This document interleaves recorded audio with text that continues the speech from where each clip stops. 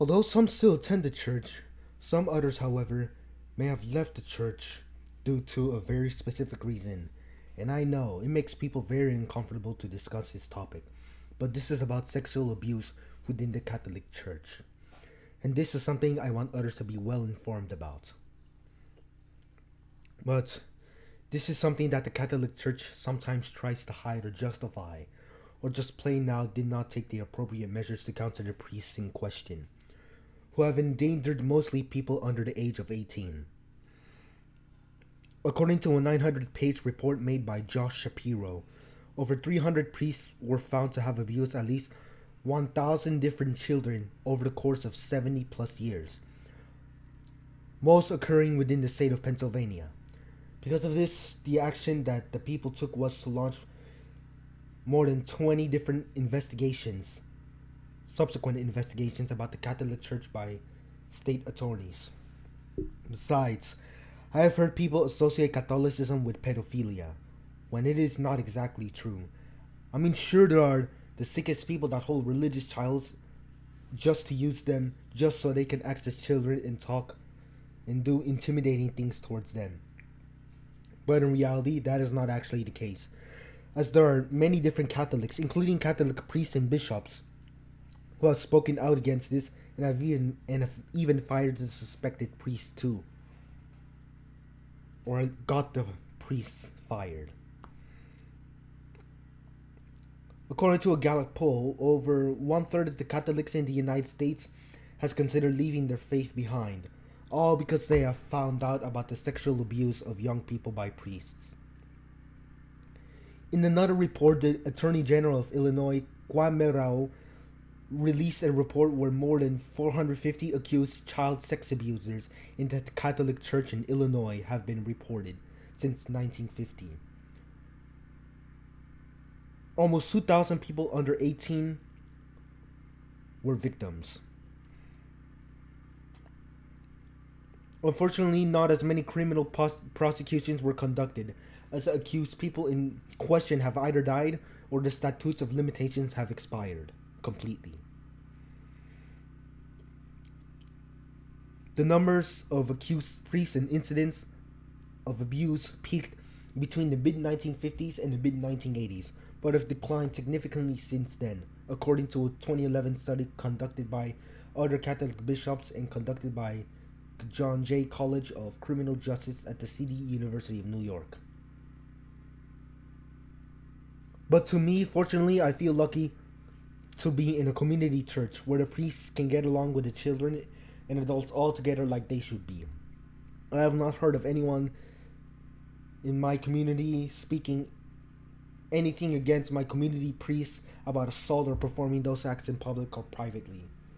And by the way, no, I have not questioned the priests in that community, at least not yet. Anyways, moving along. The bishops within the United States adopted new protocols in the early 2000s to crack down on abuse, and numerous zero-tolerance policies. For the state of Maryland, Governor Wes Moore had once signed a law abolishing the state's statute of limitations for victims of child sex abuse to sue abusers. Mike McDonald, who was a victim of abuse, says he was abused by two priests in the Philadelphia area when he was 11, thus leading him to addictions with drinking and drugs. Although that I fear that there could have been more to counter these threats, and a lot of them do not even care at all to begin with, or just bribery. To put it simply, many of the priests would have been removed from power rather than be relocated to another parish without anyone else's notice, which is what would normally happen back then. Secondly, if the issue is not properly addressed enough, more and more people will be leaving the faith, because this is one of the most common reasons as to why people leave the Catholic Church. Like I said earlier, this is a very serious issue that needs to be brought to light, just like how corruption, bribery, and the malpractice of politics in this country and the rest of the world's allegations can be brought to light too.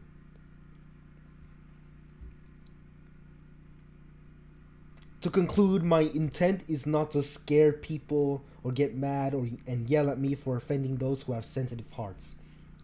My intent for the audience is to simply have them be aware and be careful over who they trust, because sometimes they tend to overlook the niceness the priests or bishops may offer to the young ones like me. So don't take niceness for granted. I'm also gonna only say this once. Please do not harass the innocent priests or the victims of abuse within the Catholic Church, as they do not deserve this. Do not attempt to riot, as it will only make matters worse for yourself. You're not the savior of the world if you just scream that the Catholic Church is run by pedophiles, because you're making yourself look like the idiot yourself. All that I'm asking is that if you feel that you are unsafe with someone trying to abuse you or has abused you, be sure to inform and make a complaint to a trusted adult, local government officials, or trusted police officers. Remain calm and do not panic. And you can basically talk to me, but you can actually talk to me, the viewers watching this video, but I may not be able to help you sufficiently, so don't expect me to be perfect. Remember, I'm not a licensed therapist, nor am I even planning to become a therapist either. So I'm sorry if I make some screw-ups. Last thing I want to mention, the Catholic Church should enable stricter policies whenever it comes to cracking down on abuse, since now this is a generation where so many of the people are more sensitive nowadays, and the laziness that people have in their mind prohibits them from taking proper action, especially against the church. So for my references, comes from a New York Times article by Graham R., published June 2nd, 2023, titled, "What the Latest Investigations into the Catholic Church Sex Abuse Mean." Website link is www.newyorktimes.com/2023/06/02/US/Catholic-church-sex-abuse-investigations.html. Thank you for watching. Goodbye for now.